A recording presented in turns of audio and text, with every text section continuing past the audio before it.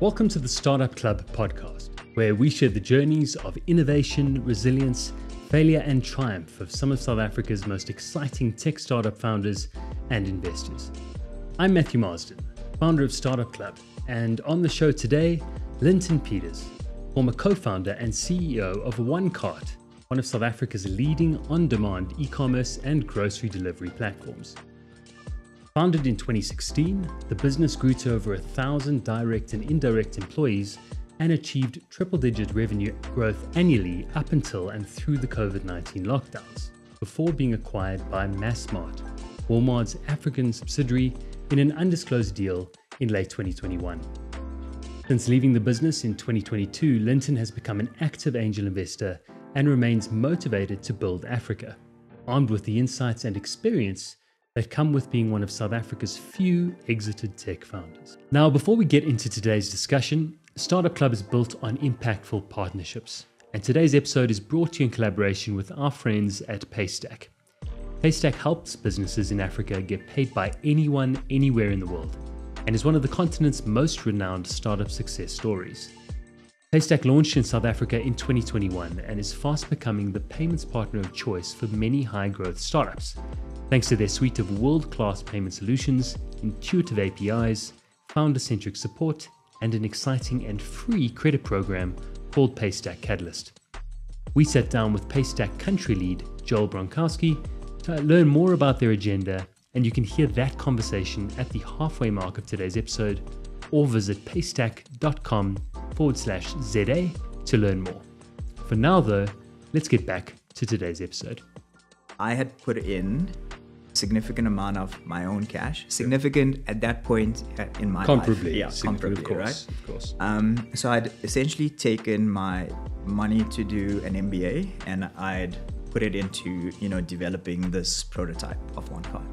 And it got to a point that, I'd sort of exhausted my resources and we went out to raise capital. And the reason that I wanted to mention, putting like your own cash, because, when you go out to investors, and what I realize now is that it shows a level of, investment on your side, and being able to put that capital in, and everything is relative. So yes, that amount may not have been that much, but that was a lot to me. And people actually realize that. According to Worldwide Works, South Africa's e-commerce market hit a record-breaking 71 billion rand in sales value in 2023. Brands like Takealot and Superbalist have become household names in the last decade, and newer entrants like Shein, Amazon, and Temu are introducing a fresh stimulus of options, demand, and in some respects controversy in the land grab for buying and selling goods online. The opportunity is simply massive. Alongside more retail products like electronics and clothing, South Africa's online shopping delivery market has also grown in leaps and bounds in recent years, largely accelerated by the COVID-19 lockdowns, and was estimated to be around 6 billion rand in 2021, projected to double by the end of last year. In fact, it's now uncommon for consumers to not be acquainted with some form of online marketplace and grocery delivery service, from independent platforms to big-name retailers. One of the pioneers of the space, though, was OneCart, the mobile app that offers grocery delivery services to users, letting them shop for groceries from multiple stores in a single order, with one delivery fee, arriving at the door in under 60 minutes. Around its founding in 2016, the demand for grocery delivery was by no means established, and with considerable barriers to entry and huge competition, challenging that status quo was no easy feat. Yet, today's guest, having seen a similar concept work abroad, took the leap from his incredibly comfortable corporate job to found this disruptive tech business. And as you'll hear in today's episode, what a rollercoaster journey it was. Sure, young Lynton. It's a long time ago. I think my upbringing was pretty average. I think I had a good upbringing. I'm not going to lie. Marred with, some difficult times. Sure. So, so growing up, I was born and raised initially in an area in KZN near Kloof. And then at an early age, my dad passed away. So I would say my mom sort of raised us on her own from the time my brother and I was 10. Sure. My brother was a bit older. I think when my dad passed away, we kind of went from like upper middle class family, and then my mom had to start working and things like that. Um, um, so we sort of moved areas. I went to a public school in an area called Newlands in KZN. It's just like an Indian area. Sure. And I think Lynton initially was a quiet child. But I think after my dad passed away, I sort of became a bit more rebellious. I became a bit of a naughty child. But I think, I was always good at like school and grades and stuff like that. Sure. I think the good thing is that as well, I had a good family. So my brother was about 4 years older than me. So whenever I strayed too far down the path, he always brought me back. But I think the upbringing was pretty standard, and I was raised by my mom, good family. I was a naughty kid. Grades were good, but I used to get into a lot of trouble. Sure. To the point where I think when I was going to high school, the high school that I was supposed to go to didn't even want to accept me in the year that I was gonna get there. I eventually got there, and I think for me, being good at school and good at grades, I was able to get a bursary and a scholarship, and that allowed me to study. I studied electronic engineering. Did that at UKZN as well. Had a bursary, had a scholarship. I think before we get into the university stuff, I Sure. wanted to quickly ask you, were you an entrepreneurial kid? Were you the kid at market days, was buying low, selling high, or trying to see if he could sell some things to his friends? What kind of entrepreneur, in inverted commas, were you? No, as a I kid? was actually a working kid. So I just kind of took the lead from my older brother, I think. So my mom was working, and she was, she sort of worked her way up to be like a senior executive in one of the banks, and from not working at all. And my brother sort of took it upon himself that, we have to work and fend for ourselves. So my first job was actually, I think at like 11 or 12 years old. I delivered paper in the area. And I just went with my brother, the both of us. We did it, made some pocket money to, do stuff. And I think at about 15 or 16, I worked as like a waiter or a runner in a restaurant. And then I got to university and I started working as a barman. So I wasn't really an entrepreneur. Sure. I was more like, it was kind of instilled in me that, working from an early age.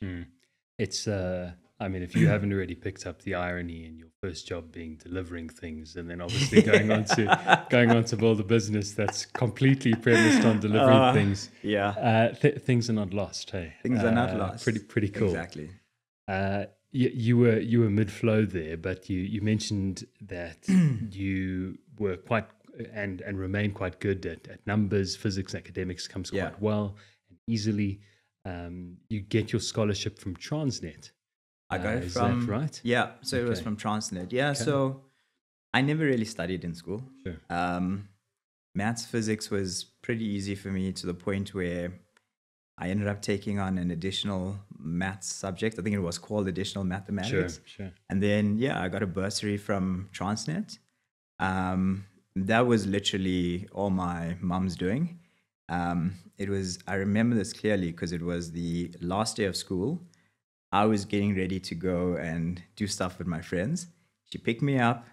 She handed me a piece of paper. She's like, "This is your prep questions for the interview." just go and do it and try your best. And she dropped me off like 2 hours earlier. So that's all that I could do. And I went for the interview and I got it. And that's how I ended up studying. Amazing. Was the just talk us through quickly? Yeah. You end up studying engineering at UKZN. Yeah. Course that is physics and maths and maybe Yes. strategic minded inclined. Yes. Did you have an idea about what you wanted to do once you left school? Now, obviously, the scholarship's been kind of put in your lap, and it's like you will do this. Yeah. But did you have an idea around what you might want to do once you finish studying? And were you set on doctor, lawyer, entrepreneur? What was it? Yeah, I think engineer. I either wanted to be an engineer or a pilot, but I think at the time, I sort of took what I got, So Sure. it was either going to be like practically would have been like a chemical engineer or electronic engineer. My brother was already doing electronic engineering, so I had some indication of what it could be like.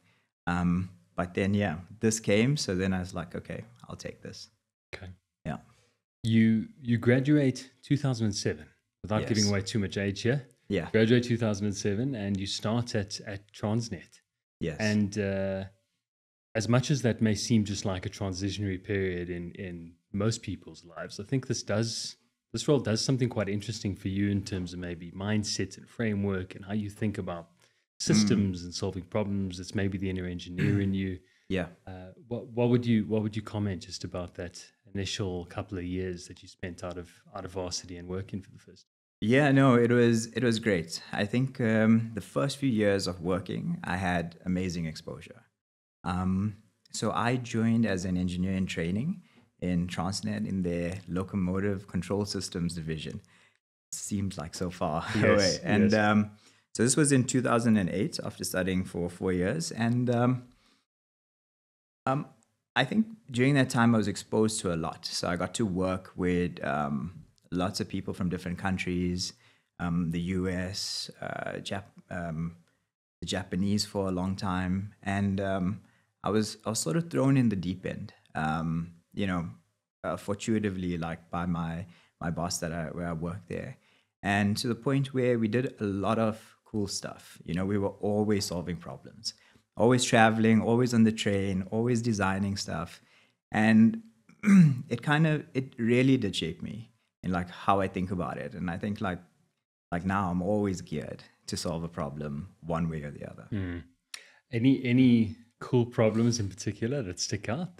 Yeah, so I had we applied for a patent when I was in Transnet for the interoperability of locomotives and the braking systems between different classes of locomotives. So for someone that's not in the industry, it's basically making different types of locomotives on the coal line or ore line that aren't supposed to work together and brake together when they're all connected to each other. It was to the point where it was presented as a world first at the International Heavy Haul Association in China.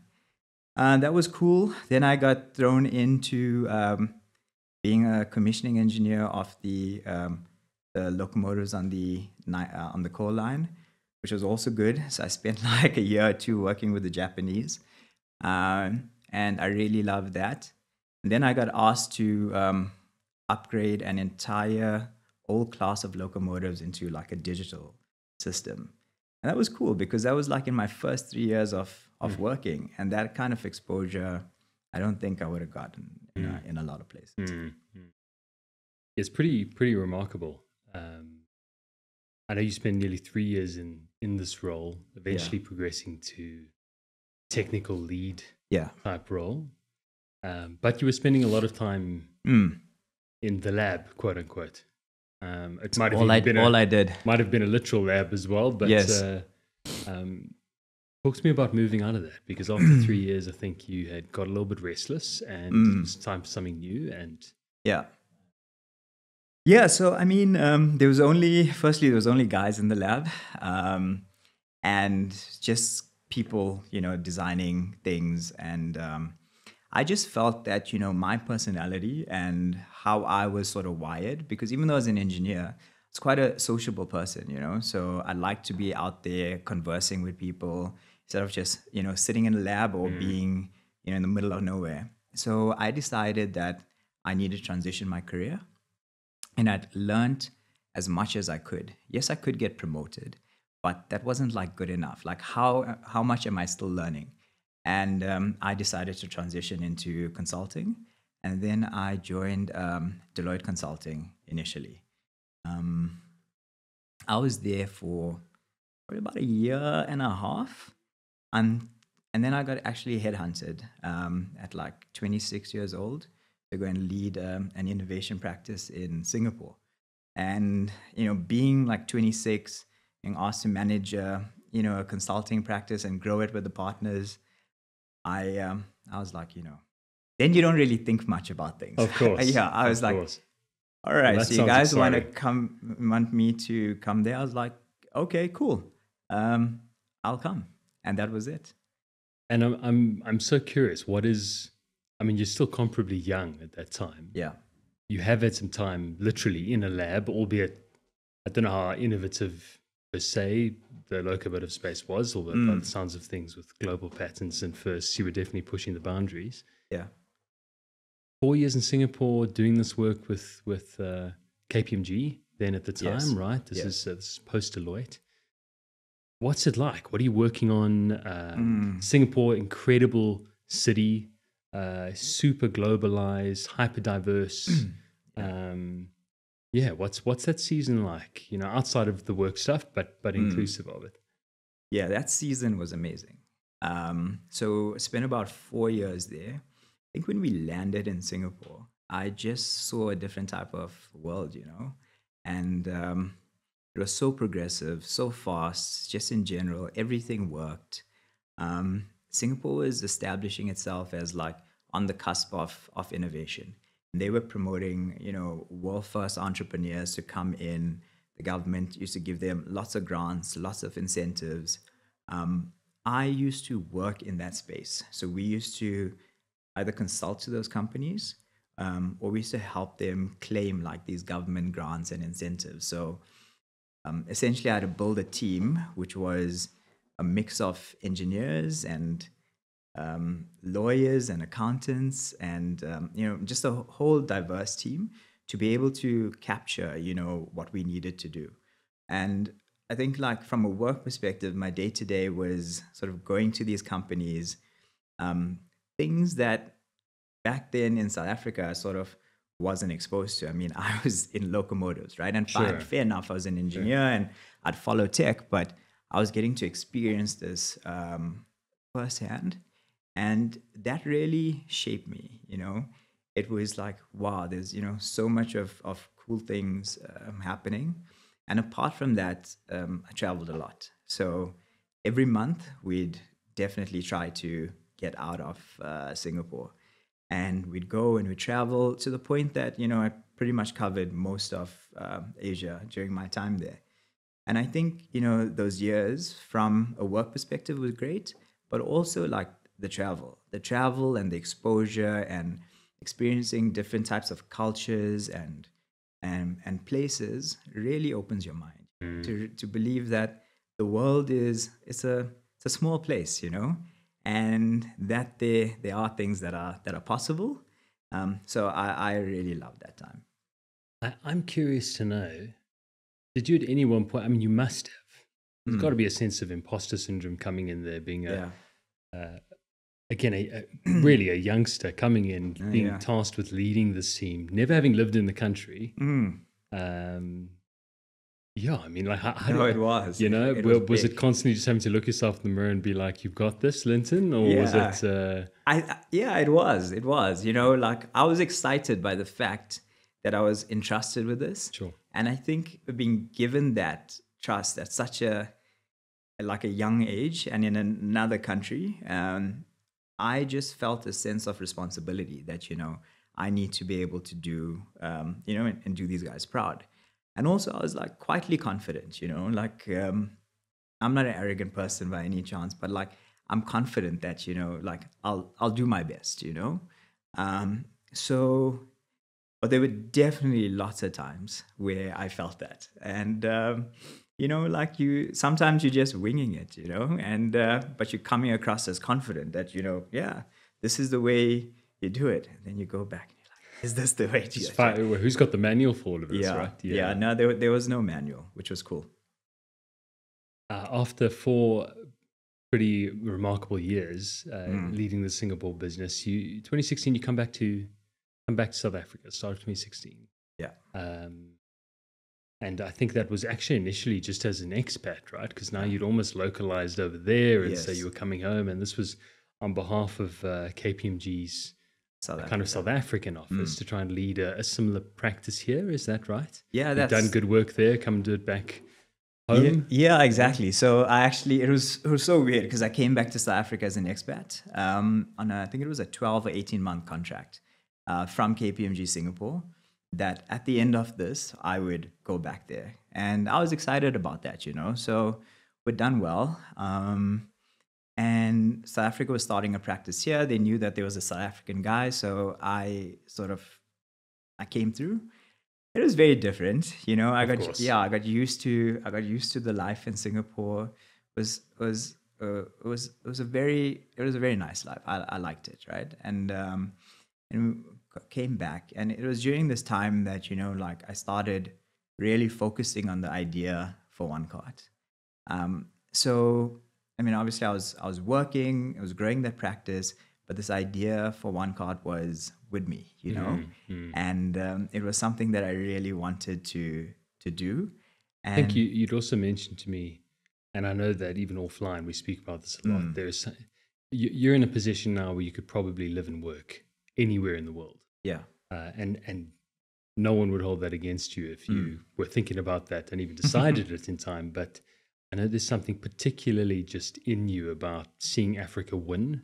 Yeah. And seeing South Africa win, and there's a dynamism perhaps in our people that just really excites you. So it was almost this intersection of, okay, opportunity at home. I love this place. I love its people. And I think there's an idea that might work here, right? Yeah. No, 100%. Like I'd always thought if I had something, I'd like to do it in South Africa, and yeah, there is something special about this place. I mean, say what you want, all the stuff, all the issues that we had or may have, there's something special about South African people.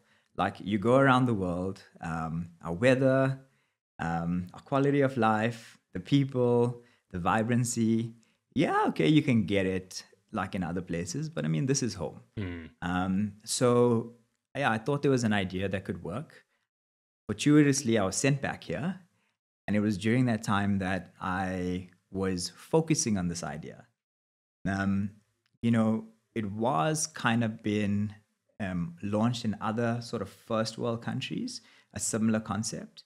So there was a company in the US, and then, South Africa was sort of behind the curve. And I thought, okay, this could work here. We don't have the biggest market, but it's a big enough market, right?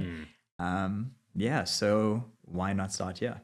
I mean, we'll get into that in a second, and I know you've got an interesting relationship with the idea of shopping in general, which probably is, you birth these things out of either frustrations or excitement, I guess. At the same time, though, you're probably on a global partner track for one of the world's biggest businesses. Yeah. You're still so young, comparably so young, early 30s. You could have just stuck it out, right?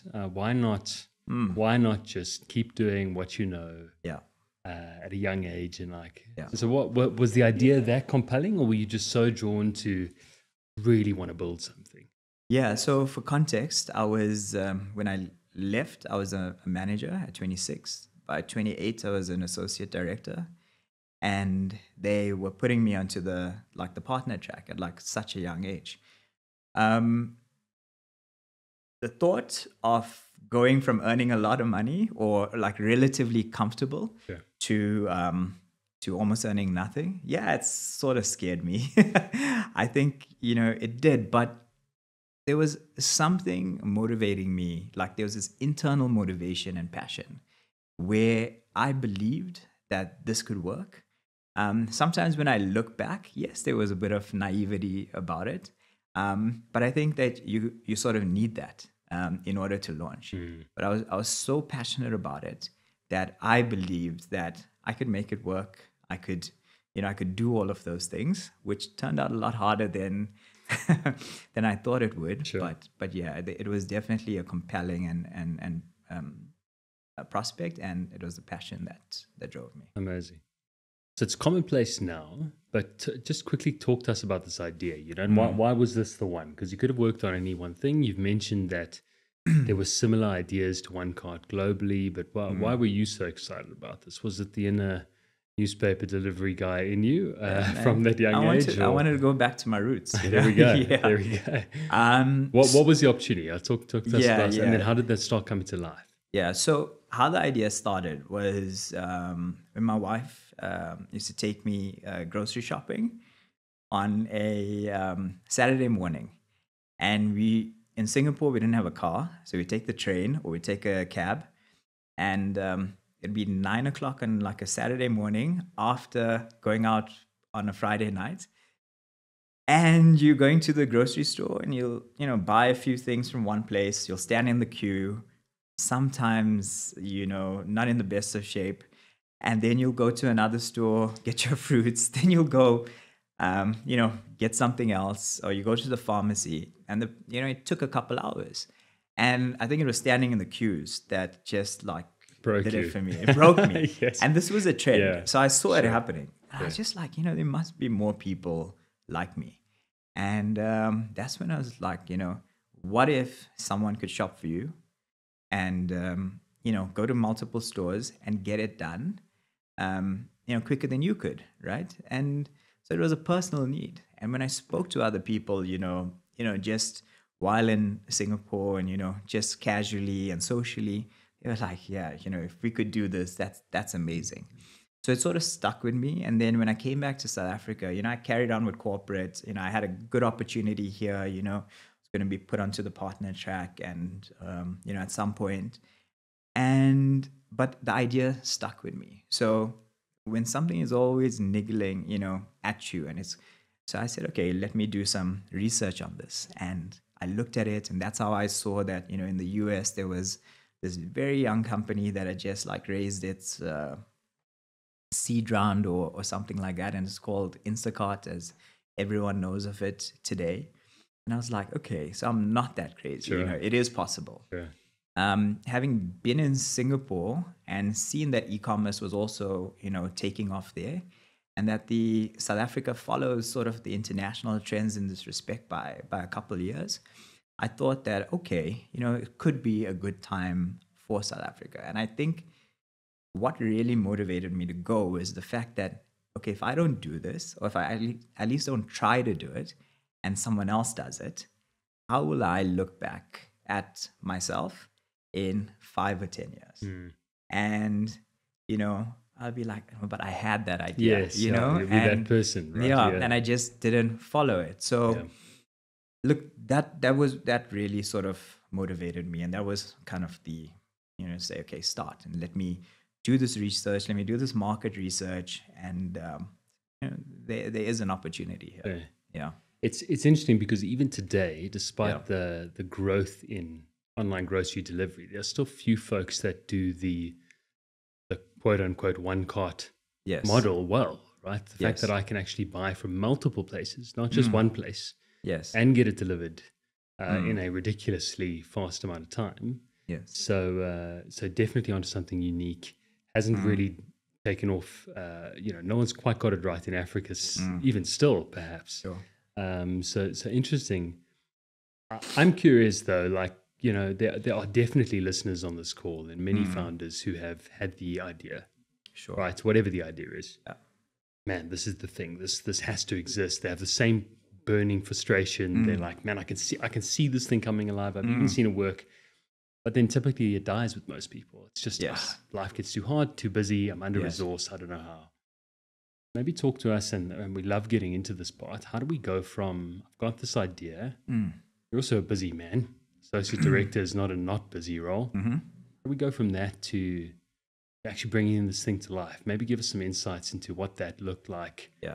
Could have been product, could have been, I know you're a technical guy, but I don't think you've written code in many years. What does that initial process look like? Yeah. How do we build this thing? Yeah. So initially, like practically what it looked like was me working my day job, and then coming home, taking a break, and spending time in the evenings, from like 7 o'clock to whatever time I could, and looking at this problem. So how I approached it was not to look at the product first, and first you got to see, do you have a viable business idea, and is there a market to complement that? Because sometimes there's great ideas, but can you make it commercially viable, right? So I sort of looked at it. First step was to do the market research, have a look at what am I trying to solve, and are there any other companies like this? Because if I'm sitting in South Africa and no one else in the world has thought of this or tried it, then okay, I could be onto something very, very novel. But let's just see if anyone else is thinking about it. So I did that. I came across, the company. I think, having a look at that, gave me the initial, impetus to say, okay, there's something here, and they were backed as well. So I looked at them, there is so much money. I could do the same. So yeah, sure. And so that was the first step. And then the next thing was to see, okay, is there a market share in South Africa? First, so like, what's the behavior of consumers? How do consumers interact? How they shop? South Africa's it's a mall-based culture. We go to the mall for fun, because we're safe here, and so we have a big offline segment of consumers. And then I looked at the population of consumers. How big is the market? The total market size? How big is my addressable market? So then I looked at that, and being conservative, okay, it's still a large number. And then if I capture a percentage of this large number, will this potentially work? At that point, I didn't go into forecasts or financials or anything like that. I was like, okay, I'm excited. Like, this could work. And then what I actually did was I went to some malls. I spoke to some shopping center managers, and I asked them, like, what do you think about this?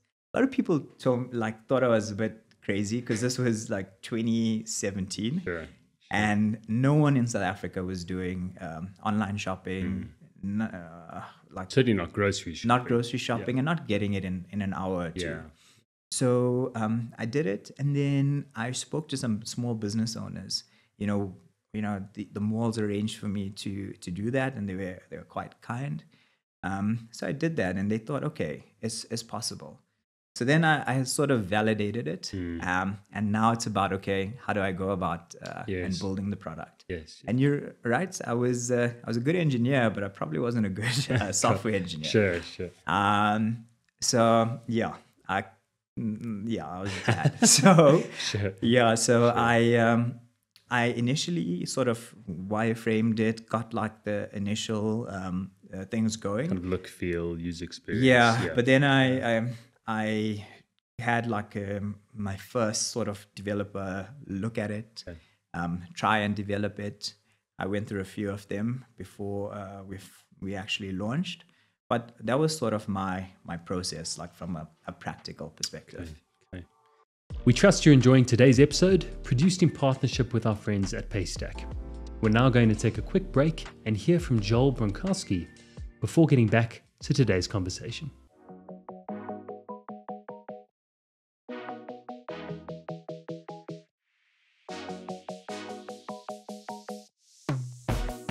Hi guys, I'm Joel Bronkowski, country lead for Paystack. Super nice to be here. Yeah, so Paystack started 8 years ago in West Africa to solve payments challenges. At that time, people couldn't easily collect or send money and get started. It was expensive, it was cumbersome. And since that time, we've expanded across Africa, trying to make it easier for for startups, for developers, really anyone to accept payments, get paid, and do business in the continent. And we're also passionate about helping businesses expand across Africa as they grow and multinationals entering Africa to do business here.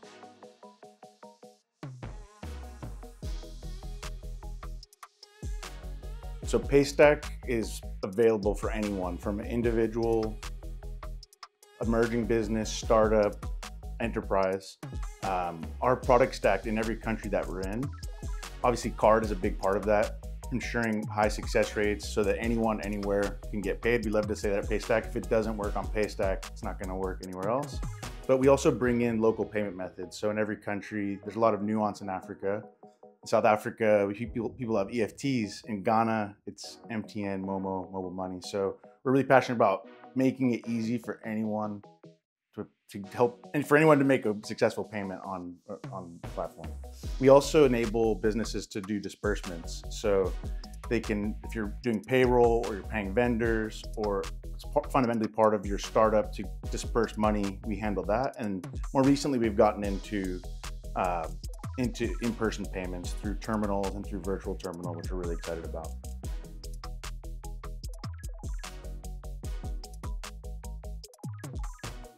Across the board in Paystack, every country we're in, there's 4 major audiences we think about.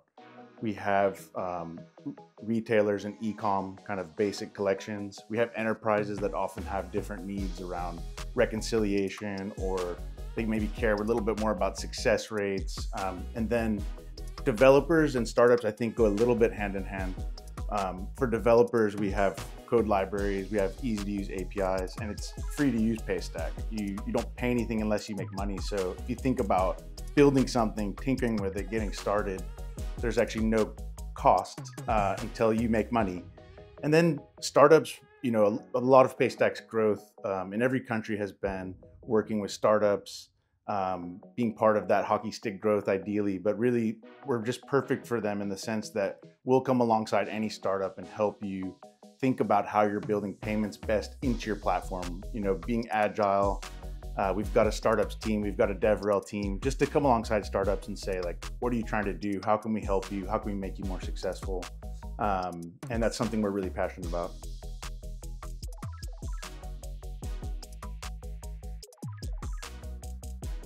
So Paystack started in Nigeria in 2016 in West Africa, with Nigeria and then later in Ghana. South Africa, for a lot of reasons, was a logical next step. It's a market that a lot of multinationals want to expand to. It's a market that a lot of startups outside of South Africa want to enter. And for those reasons, it was logical. We started doing some of the groundwork, and then in 2020 we were acquired by Stripe, which was super exciting. And in 2021, we actually went live with Paystack in South Africa with just a couple of us on the ground. I think a few things that, in addition to that make me really excited about South Africa is just generally the entrepreneurial spirit. When people are faced with challenges, people are inherently entrepreneurial and like to solve them. In South Africa, I think a lot of South Africans are thinking about going global. There's a lot of great startups that have done that, whether it's jumping into other African markets or going abroad into Europe and the States. There's a lot of ambitious people solving problems, and I think the payments problem in South Africa isn't solved, even though there's a lot of competitors and there's folks that have been here for a really long time.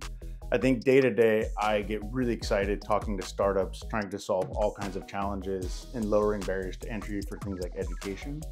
And I think Paystack's product is set up so that people can get started. It's easy, it's low cost, and we make it super easy to expand into other markets where it's difficult. And we really take that very seriously. Beyond just the technical components, we really want to come alongside and make things like business registration and just even insights into other markets, make that easier for startups, connecting them with our startups. And that's part of why we just love the Startup Club in South Africa so much, to plug some of our companies working with Paystack into that ecosystem.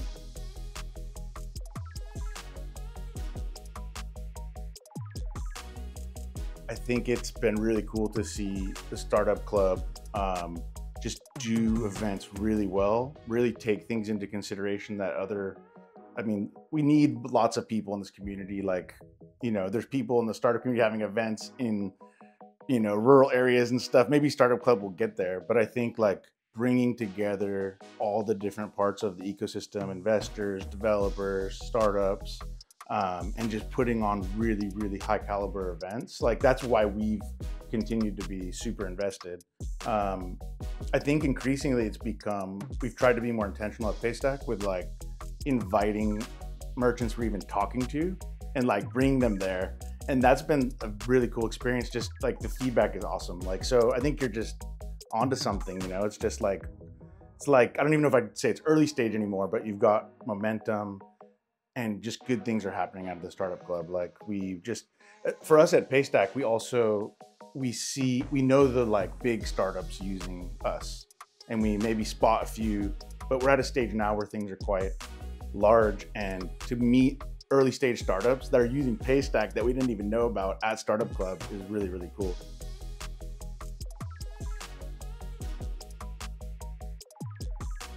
So yeah, the main thing I would want to say to startups is like, come talk to Paystack. And I don't mean that in a sales sense. I mean it in we genuinely are still learning, and we genuinely care about, like, sometimes we would say we can't do that, but like, go talk to these people that also do payments. Like we're very sincerely care about helping startups. We've got a really cool Catalyst program, which offers some free payment processing, connections to investment, and some discounts on tools that a lot of startups use. So it's really just the best part of my day is hearing what people are building and seeing how we can help. And we're here to help, whether it's technical, whether it's commercial, fees, whether it's, problem solving, integration, all those things. Like that's why we exist. So come talk to us, come engage. So if you want to get in touch with us, you can visit paystack.com, shoot us an email at support@paystack.com, or hit us up on any social media channel. We genuinely want to hear from all businesses, but especially startups. It's literally the best part of our day to hear about the things that startups are trying to solve. And we're still, as Paystack, figuring out what to build to help startups. And that challenge is the best part of payments for all of us at Paystack. So it was really great to be with you guys today, and I can't wait to meet some of you at the next Startup Club event.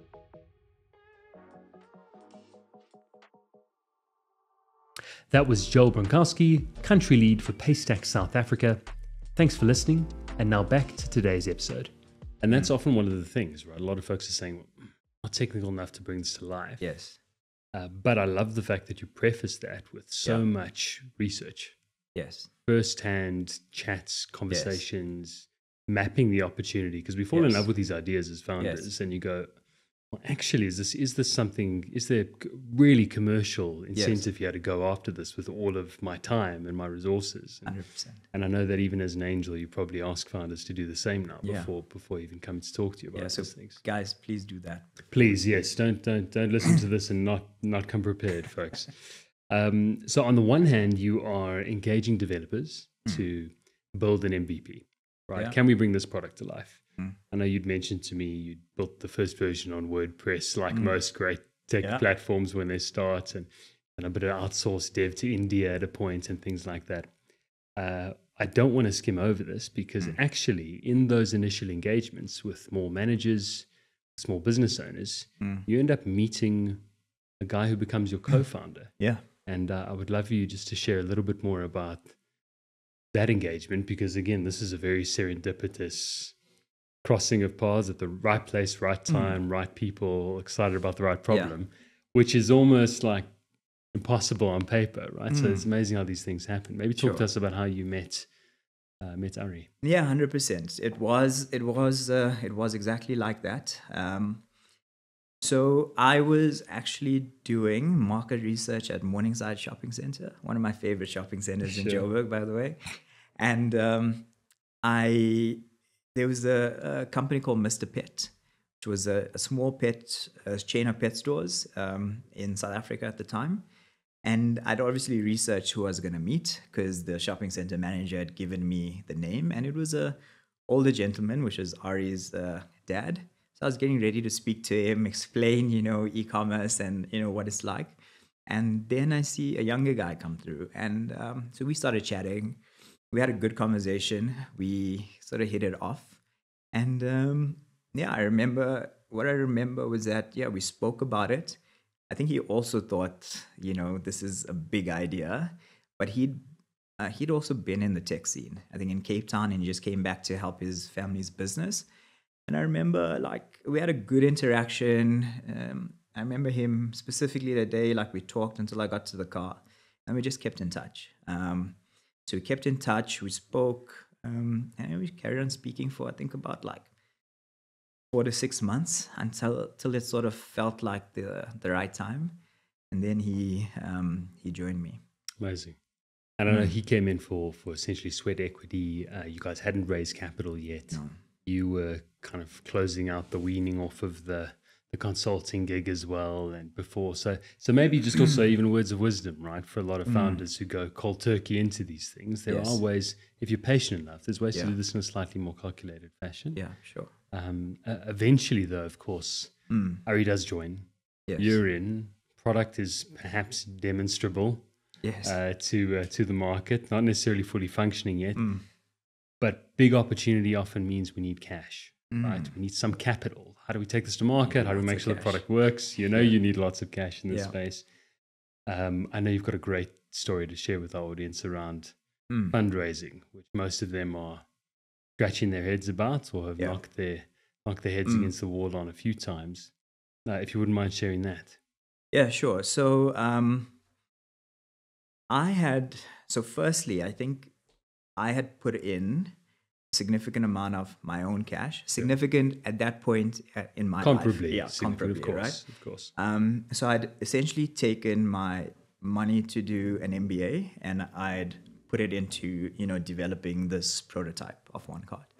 And it got to a point that, I'd sort of exhausted my resources, and we went out to raise capital. And the reason that I wanted to mention, putting like your own cash, because, when you go out to investors, and what I realize now is that it shows a level of, investment on your side, and being able to put that capital in, and everything is relative. So yes, that amount may not have been that much, but that was a lot to me. And people actually realized that. So, so we started the fundraise process, and we thought, look, we're going to go out and everyone's just going to, run to this idea. Yes. But the venture capital market, I think at that point wasn't as developed, and it was a risky business. So we went on a roadshow to Cape Town, I remember, and we spoke to lots of investors. We spoke to close to about 20 investors. And a lot of them said, all of them said no, actually. Not a lot. 20 doesn't seem like a lot, by the way, but at the time, no, it was that's almost every institutional fund you can get access to. Institutional and fund guys that we just like saw dressed nice, thought that, they had some money. Yes. So guys that we could get access to. And I mean, it's the guys that, we all know in South Africa. And they all said, look, it's risky, or it's not the right time, or e-commerce won't work in South Africa, or, various reasons, right? Sure. It didn't fit the mandate. And so we came back, and, it's hard not to get demotivated. But, when I look back on it, we didn't really, we just kept on moving onto the next one, because we felt, I think we hadn't exhausted all our resources. And then eventually, we had come back, we felt like we'd spoken to everyone. And then someone that we had reached out to a while back, they came back to us and they said, look, the main guy is in South Africa because he lived abroad, and he'd actually like to meet and speak about this. So at this point, I think it was close to like the holiday time, like December. Ari was already in Cape Town. So he's like, so I went to meet this guy, and I met him in a panel beating shop in Wynberg, the upstairs offices. So, and we had a chat. I went in my suit and we were speaking, and we actually had a great conversation to the point that it lasted a lot longer than I expected. And I was drawing on the boards, and he had actually been in the US. So I think he'd seen the early days of e-commerce and grocery shopping then. So he could, visualize it in his mind.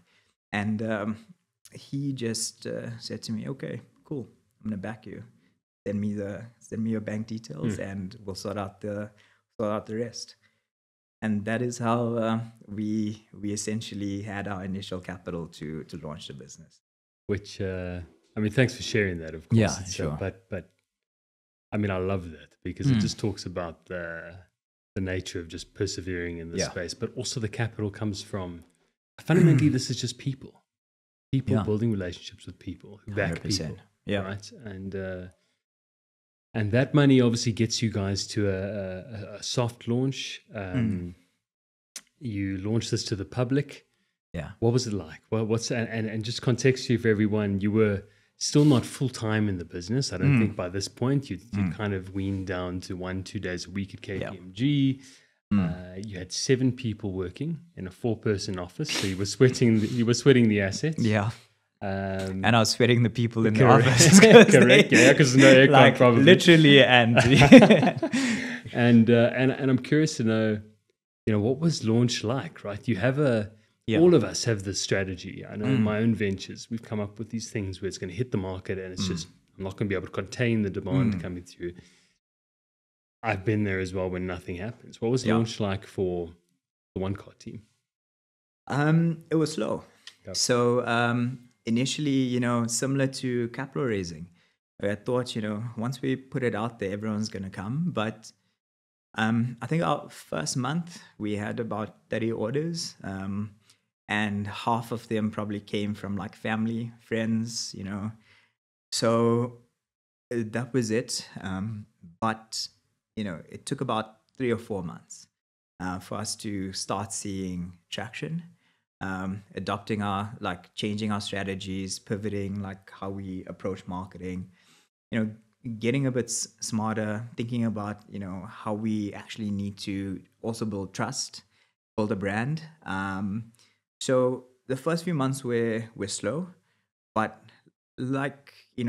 we just continued, and we looked at the problem. So, okay, are we doing everything? What's the issue here? Changed it until we got to sort of a formula where we believed, okay, this is kind of working, and let's stick to this. And we started seeing the orders grow. Growth was relative, but it was, it was other people ordering from us, Sure. Being able to deliver an experience. This was, just remind me, where did you launch? Because it was regionally focused. Where were those launches? Yeah, so we took an approach to launch in area by area. Okay. So we launched in Sandton first, and I believe that we used the shopping center that I mentioned as our test bed. So how we actually did it was that we obviously had data, right? So we looked at it and we said, okay, this is the area that we want to launch, and we launched within a certain radius. And then, we applied our marketing strategy to what we believed was our target market at the time. So we'd target them, and we'd use sort of various strategies. So we'd use conversion, we'd use brand awareness. In the early days, we also used things like influencers, because it's building trust.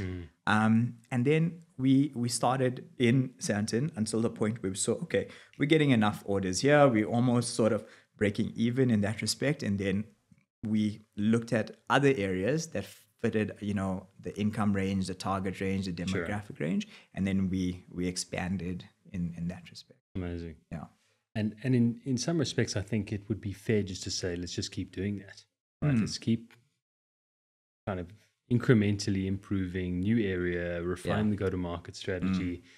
I know that you were fully in the business by 2018, and this is now great. I'm refining, I'm building, we're pushing ahead.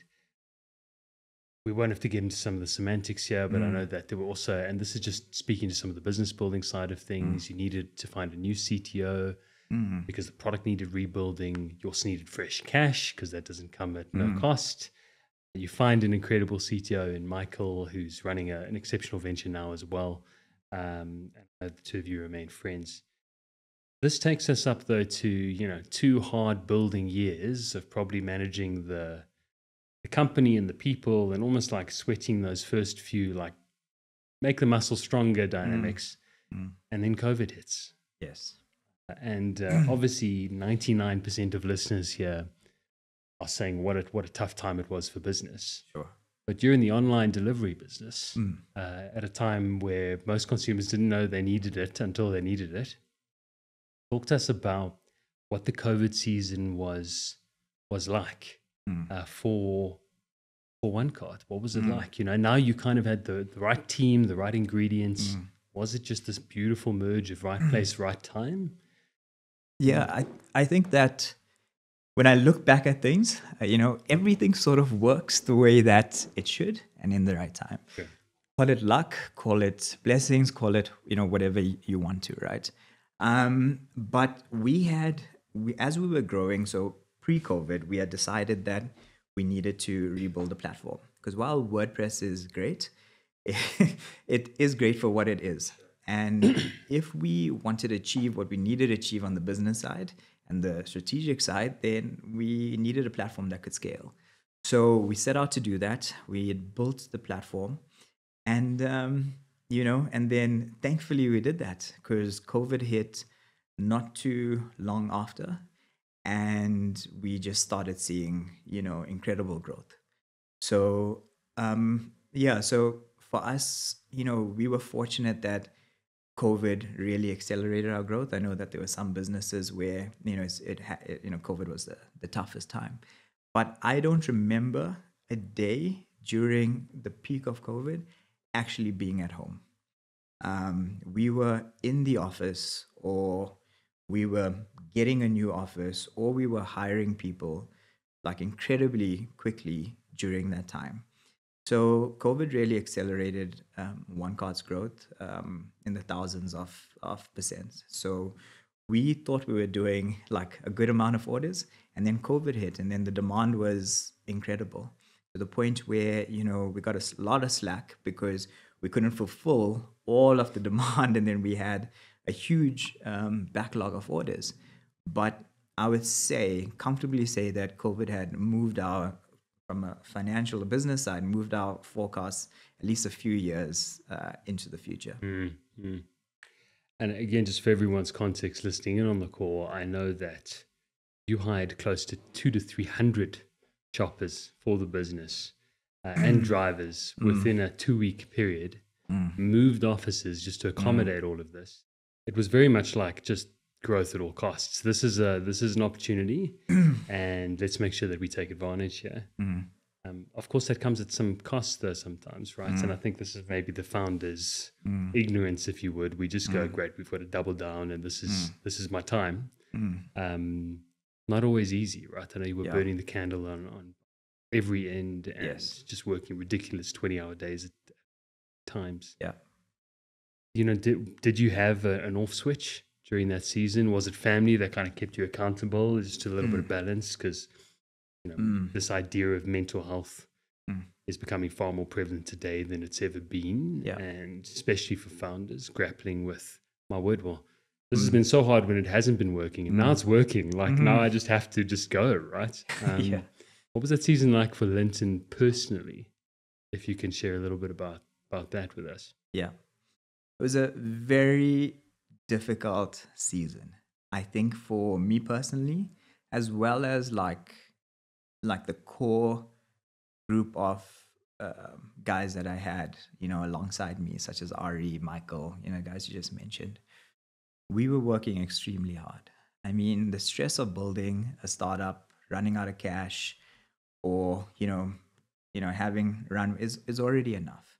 And then you are growing. You have to fulfill the demand. But then you're in peak COVID, so you can't really see anyone. And how do you go and hire hundreds of people within a short time just to fulfill the demand. And obviously, on the one front, on the other side, your customers, may not, they just want their order. Yeah, they're not They don't, sympathizing, but yeah, it's they're on the not back end. sympathizing, and rightly so. I mean, that's fair enough. And then at the other side, you also have like your family.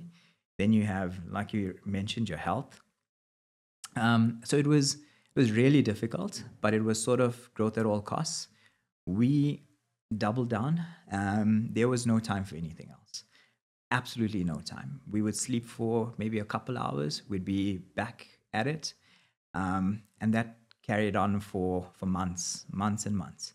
And it was tough, but we just found ways. So we ended up, taking staff off, like these field force marketing agencies. So we had to solve for a problem, and now it's a Sure. business problem. So these guys don't have a job. The business owners couldn't support them. We have this problem. Let's, come together. So we found really innovative ways of dealing with it and, solving for these issues. But it was an extremely tough time. And yeah, lots. I mean, mental health, physical health, all of that Sure. took a bit of a dip during that time. But we had to do it. Mm. I know that things did get easier as for all of us, post kind of the absolute peaks of things, and so towards the end of 2020, took some time off. Eventually, come back into the business to maybe focus a bit more strategically and less like, oh my word, let's just get into the mess of this permanently. And the CEO's role is not an envied one, right? It's glamorous as a LinkedIn title, but you are the everything officer. You are responsible and accountable to the customer, ultimately to the investors as well. I know that out of 2020, you'd had a little bit of time to kind of just reorient yourself around health. And by the end of that year, you're now thinking, cool, what's next? Things are going to get back to normal at some point. What does this mean? And what does this mean? Probably also means cash to where do we go to from here, right? And so I know you had focused or decided about focusing on a fresh capital raise, and that ends up being pretty instrumental in this whole story. So maybe take the listeners through a little bit of a journey on that, and eventually what that meant for you. Yeah, sure. So, I mean, I'm happy to share that I went through a difficult time with my health during that period, the COVID period. So I had to go in for sort of a major operation.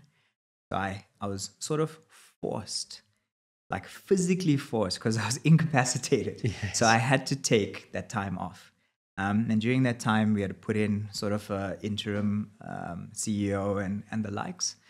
And, for me, taking that step back was probably the hardest thing that I had to do, because I was so attached to this business. It had become sort of everything. When you talk about balance and mental health, I didn't really have that. There's no balance. There was you none. are the business is you. Yeah, Sure. exactly. And now as I reflect, I probably could have done things a bit different, but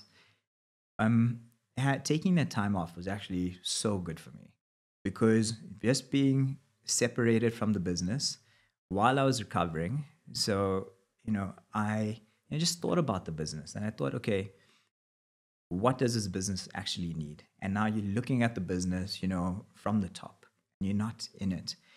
And, it came to the conclusion, of course, in order for us to really compete, because now the market's, heated up, there were, other players that have come into the market, and obviously massive players. And, we had to make a decision, because at the end, we'd also taken capital from investors. So we had to figure out, okay, strategically, what is the end goal for this business, and what does this business need? So yeah, I spoke to my shareholders, and I said, look, I'm feeling better. I want to come back in, but from a strategic perspective, and let's look at raising capital. And then so they said, okay, well, how much capital do you think we need? And I gave them a figure, and I said, look, at the minimum, we need to raise like 100 million. And they looked at me and they were like, okay. So I said, I think I just need to focus on this. Mm. And they sort of agreed. I think they were more like thinking, okay, all right, let's see, right? But so that's what we set out to do initially. And that sort of became my whole focus. Because now we had, with a startup, you're growing, you're solving the problem, then you get the scale, but there's always something else, and there's always another problem to solve on the horizon. So we had to solve this funding issue, and we'd raised capital before, but it was a bit more than we had raised previously. So I felt that we had to be serious about it as well. So how does the market respond when you want to raise a big figure? And 2020, 2021 was a good time to be raising capital in Africa more broadly. I think there was definitely some appetite in South Africa that was part of the overflow of that. What was it like? You took this out, you had some great numbers, presumably, to report on. It was very different to the first fundraise, where everyone's like, this thing doesn't even exist. Now you've almost validated the point. What was it like? And yeah, it was good. It turned out well. Okay, well, there we go. Well, there we go. That's no, I'm assuming you want a little bit more. No. So I mean, in the sense that you've disclosed this to me in the past. You've gone out to meet potential investors. You actually have a number that are pretty interested in doing this deal, whether that is syndicating together or whether that's doing it themselves. And you end up meeting a smart team, which becomes pretty instrumental. Maybe just talk to us about what that engagement was like. So I'll talk to you about the fundraise, right? And I'll take you through the process. So for us to raise this amount of money, we had to put our big pants on, So I felt that it was, the right time, and we were also pushed to do it, given where the market was. So, I set out to set it up as a big capital raise. So I got some external assistance as well, just so that I kept my team where they were. Sure. And that sort of helped with the the modeling, the financials, being able to do all of that, which necessitated like a big raise. Then we confidentially and strategically put it out into the market to a few players, and all the interests came back was positive. During, and I mean before I raised capital, part of the role as a CEO as well is to always build relationships, with the guys that you are dealing with, whether you're suppliers, whether you're partners, whether they, venture capital houses. So that sometimes even competitors, to be honest. Sometimes even competitors, just so that they know that, when you're ready, you have that open door. And I think, that's also something that I'd highly recommend, for founders is always build rapport. You never know when you're going to need it, and you may never need it, but always having that sort of relationship and rapport is something that you must do. So we set out to do it, and as soon as we put it out there, the response was immediate, and we had done it strategically. So we put it out to various people. They all came back and they said, okay, we're keen. And now also, because I'd gotten external people to help me, we'd done it in a certain way that they know, okay, we're sort of serious about it. So we'd gotten interest, we'd gotten a few offers, non-binding offers from various parties. And as you mentioned, we decided to take or proceed and meet with the Massmart team. I think the process from there was good. When we had the interest from Massmart, I dealt directly with the Walmart guys. So we were dealing with the Walmart guys. They had flown down. They spent a few months here. And it was literally, building the relationship with them. And then they had their guys. I had sort of my guys. Yes. And we kept on doing this. And we, I should probably say at the non-binding offer stage, we had a couple parties. Then when we decided to proceed, it was just them. And then, then we had to work on the deal. We had to work on everything. We had to sort of work on alignment to make sure that, this could work between all parties, both from a business perspective and also from a relationship perspective. The teams could work. Yeah. So we did all of that. That took about a 9-month process. If I can ask you before we get some of that process, I mean, you'd gone out to raise money originally, not necessarily to sell this business. I forgot about that. So I'm curious to know how that goes from, I mean, were you you'd seen how it's a tough business and so they just made an offer you couldn't refuse, or was it the case of actually, they pushed the right buttons and I saw this thing better serving the business perhaps? How did it go from fundraise to actually selling? Because I know that wasn't the original agenda. Yes. So we started off at that point, and a few of them looked at the business. And I think one party came back and, they said they wanted 51% of the business. And we were like, look, I'm not going to sell 51%. I'd been around the block as well, in my previous life to know that, okay, when you do that, 51% is not like the ideal number. So we then obviously, because we had multiple parties, we had to disclose. And we said, look, we'd been upfront. We said, we're not going to do that. If you want to buy it, you got to take a much bigger stake, right? So we had disclosed that. And then we disclosed it to Massmart as well. And they came back and they said they were, more amenable to what we were, looking for. Fair. And then they said, okay, fine. We'd take 87.5% of the business, but I had to retain equity in the business, just because they wanted to keep me on and for me to go back in as CEO after the deal. So the offer came, and it was one of those offers where you look at it and we couldn't really turn it down. I mean, you know the process, so we get it. We disclose it to the shareholders. We discuss.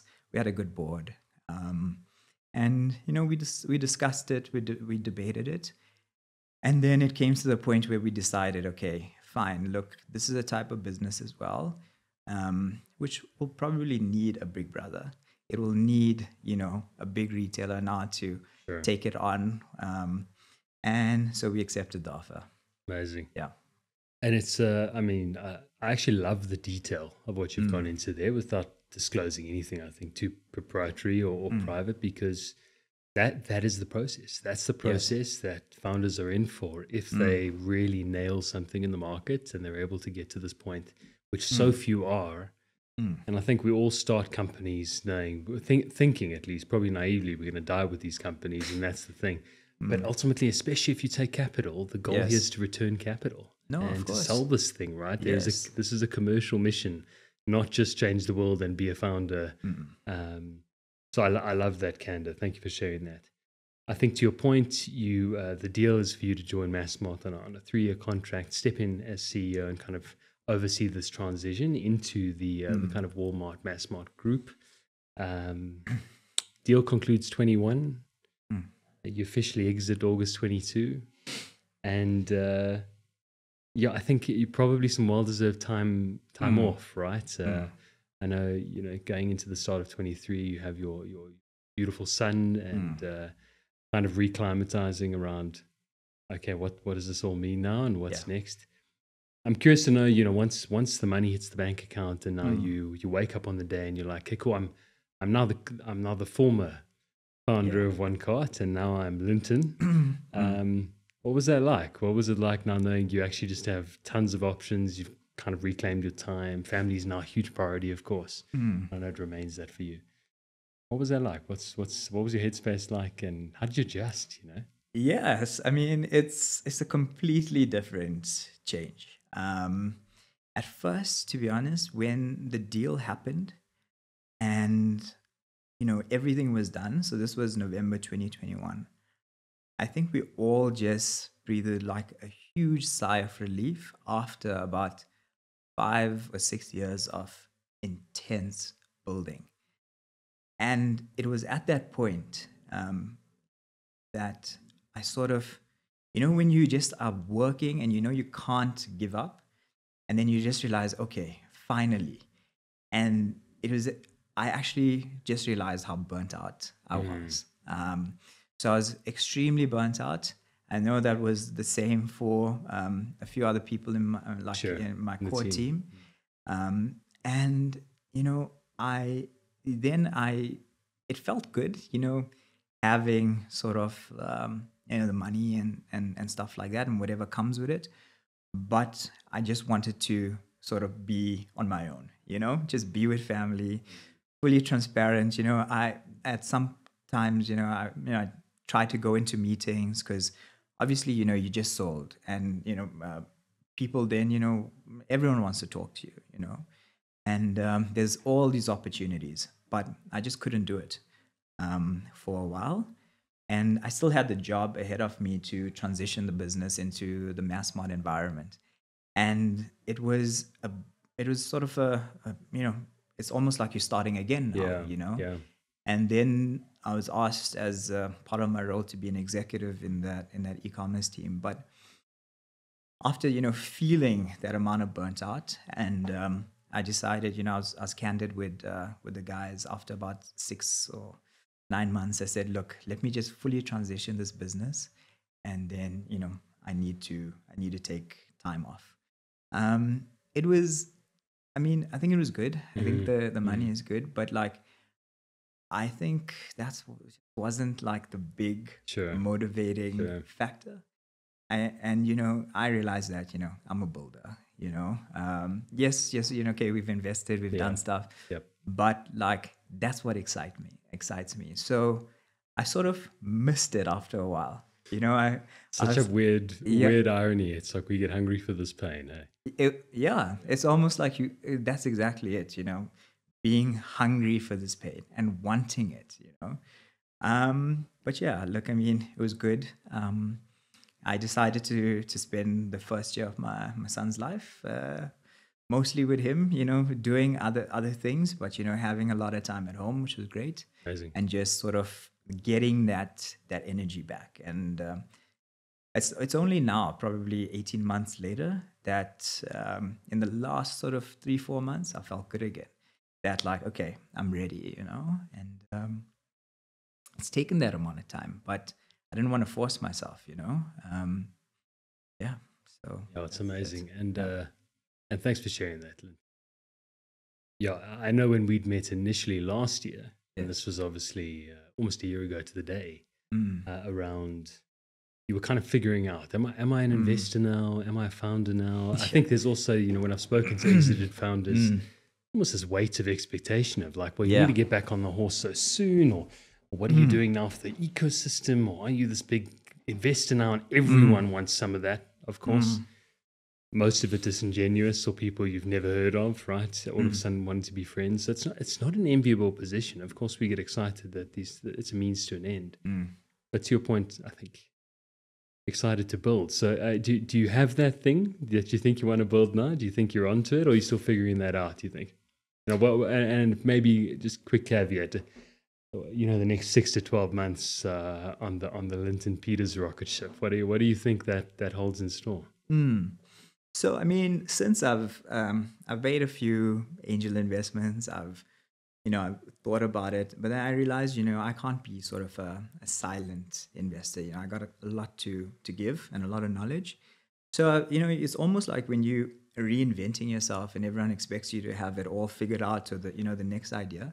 But for me, at least, it wasn't that way. You know, I didn't have the next great idea, and we were sort of figuring it out, and you almost have to restructure yourself, for the lack of a better word. And so I did that, and then, you know, after doing that, you know, I've realized that, okay, you know, having investments where, you know, you're able to contribute is something that we really want. So we've sort of done some venture building activities in different businesses, where we've helped startups, and not just capital, but also expertise, which is going well. And that's in sort of various spaces. So I've done that, taking time out from tech, you know, just to do things completely, you know, outside of it. which has also been good for me. And I think, now where it sort of lies is in that venture building space. So we've done it in the startup space. And my brother and I are actually thinking about doing it in the corporate space as well.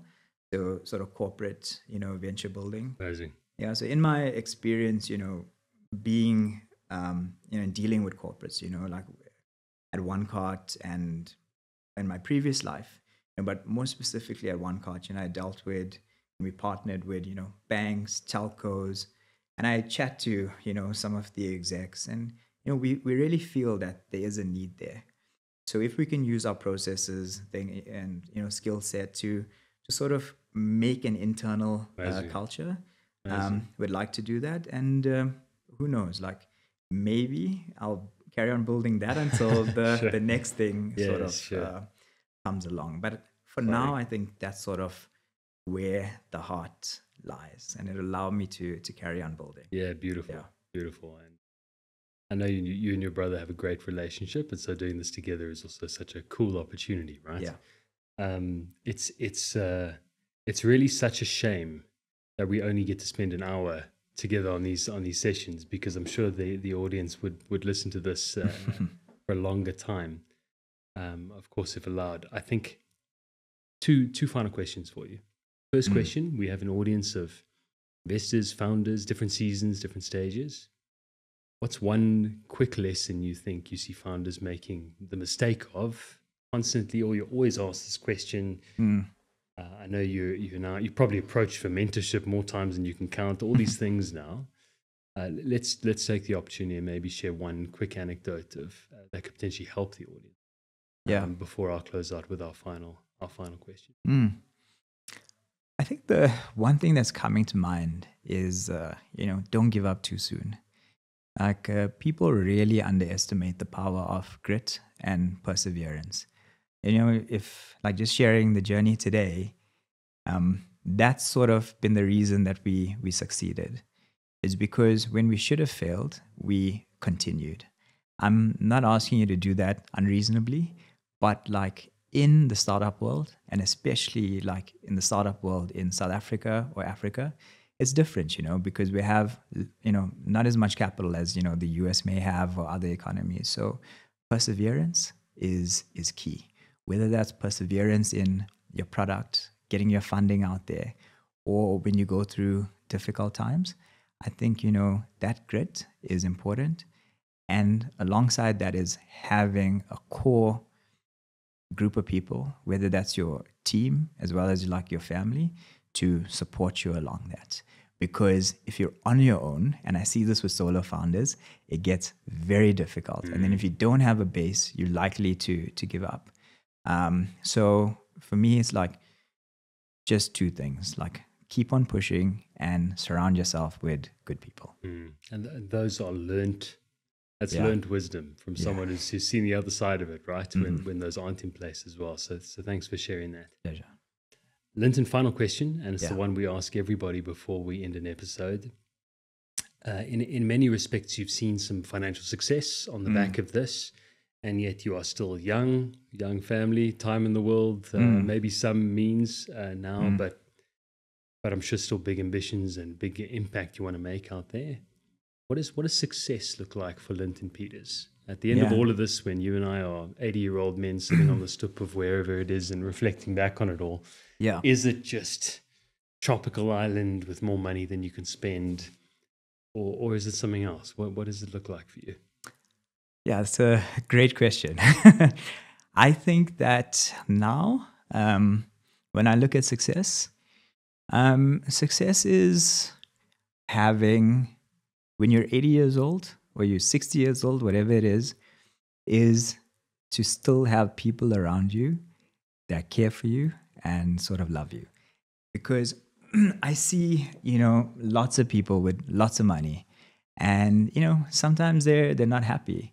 So I think, the most important thing is that when you build your life is to have that, is to always have people that, can be around you. In order to do that when you're 60, is not to be a dick when you're when you're 30 or 40. when you're 30 or 40, Yeah, you know? And I think that is good because money comes, goes, but like the people that you surround yourself with, that's going to be there with you forever. I sincerely think that's beautiful, and what a great note on which to finish this episode. Lynton, thank you just for your candor and for just a little bit of the journey that has been this crazy roller coaster that was OneCart. And I've got no doubt that folks are going to be eager to see where this goes in the future. Thank you so much for your time today. Thanks, Matthew. Thanks so much for having me, and thanks for everything you're doing for the startup community. Amazing. Okay. Ladies and gentlemen, that is Lynton Peters, former co-founder and CEO of OneCart. Thanks for listening to today's episode. That was Lynton Peters, co-founder and CEO of OneCart. I'm Matthew Marsden, and if you enjoyed today's episode, please be sure to subscribe to our channel, follow us on our socials, and share with your network. See you next time.